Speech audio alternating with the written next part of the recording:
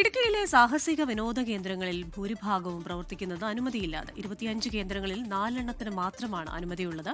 Panchayat joint director സമർപ്പിച്ച റിപ്പോർട്ടിലാണ് ഈ വിവരങ്ങൾ. പരിശോധനയ്ക്കായി പ്രത്യേകം സംഘത്തെ ജില്ലാ കളക്ടർ നിയോഗിച്ചു. വിവരങ്ങളുമായി ഇടുക്കിയിൽ നിന്ന് രാഹുൽ വിജയനാണ് ചേരുന്നത്.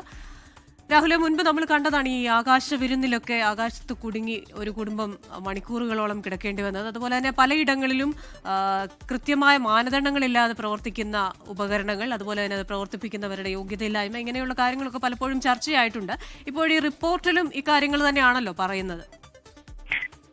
കൃഷിന് അങ്ങനെ തന്നെയാണ്. നവംബറിൽ ഇടുക്കി ആനച്ചാലിലെ സ്കൈ ഡൈനിങ്ങിൽ സഞ്ചാരികൾ കുടുങ്ങിയതിന് പിന്നാലെയാണ് ഇടുക്കിയിലെ സാഹസിക വിനോദസഞ്ചാര കേന്ദ്രങ്ങളിൽ പരിശോധന നടത്തി റിപ്പോർട്ട് സമർപ്പിക്കാൻ ജില്ലാ കളക്ടർ പഞ്ചായത്തുകളോട് നിർദ്ദേശം നൽകിയത്. ഇതിന്റെ അടിസ്ഥാനത്തിൽ പഞ്ചായത്ത് ജോയിന്റ് ഡയറക്ടർ കളക്ടർക്ക് നൽകിയ റിപ്പോർട്ടിലാണ് 25 സാഹസിക വിനോദസഞ്ചാര കേന്ദ്രങ്ങളിൽ 21 പഞ്ചായത്തിന്റെ അനുമതി ഇല്ലാതെയാണ് പ്രവർത്തിക്കുന്നതെന്ന് മനസ്സിലായത്. Zipline, hydrogen balloon, water sports തുടങ്ങിയവയൊക്കെ നടത്തുന്ന കേന്ദ്രങ്ങളെ സംബന്ധിച്ചുള്ള റിപ്പോർട്ടാണ് നിലവിൽ പഞ്ചായത്ത് ഡയറക്ടർ സമർപ്പിക്കുകയും ചെയ്തിട്ടുള്ളത് കളക്ടർക്ക് മുൻപാകെ.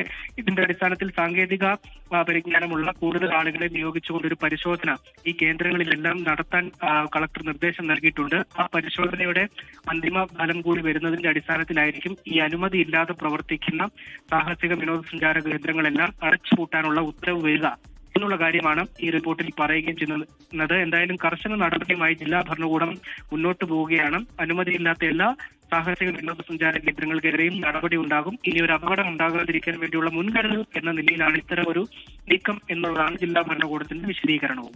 ലോകത്തെവിടെയായാലും ഏത് സമയത്തും 24 വാർത്തകളും ഓഗ്മെന്റഡ് റിയാലിറ്റി പാക്കേജുകളും എക്സ്പ്ലെയിനറുകളും വിശദമായി കാണാൻ ഞങ്ങളുടെ യൂട്യൂബ് ചാനൽ നിങ്ങൾക്ക് സബ്സ്ക്രൈബ് ചെയ്യാം.